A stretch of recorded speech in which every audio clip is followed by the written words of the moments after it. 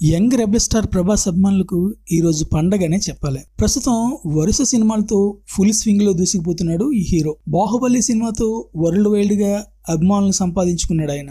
సలార్, కల్కి సినిమాలతో తన స్టామినా ఏంటో మరోసారి నిరూపించుకున్నాడు. ప్రస్తుతం మారుతితో రాజాసాబ్, హను రాఘవపూడితో ఇంకో సినిమా చేస్తున్నాడు.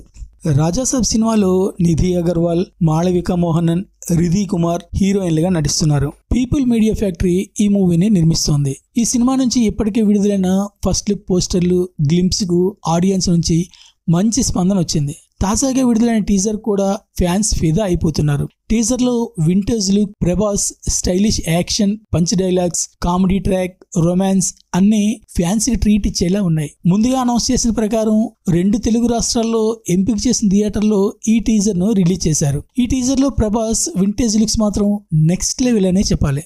ముగ్గురు హీరోయిన్ల గ్లామర్ మరింత యాడప్ తీసుకొచ్చింది. ప్రభాస్ కామెడీ, రొమాంటిక్ ట్రాక్ అద్దిరిపోయింది. ఇక ఈ సినిమాలో సంజయ్ దత్ వింత గెటప్స్, ఆ రాజ్మహల్ చుట్టూ జరిగే కథ, హారర్ ఎలిమెంట్స్ అదిరిపోయాయి. విఎఫ్ఎక్స్ మాత్రం మరో రేంజ్ లో ఉంది. టీజర్ లో Prabhas stylish action sequence fans కు ట్రీట్ ఇచ్చేలా ఉన్నాయి. మరీ ముఖ్యంగా తమన్ బీజిఎం మాత్రం టాప్ నాచ్ లో ఉంది.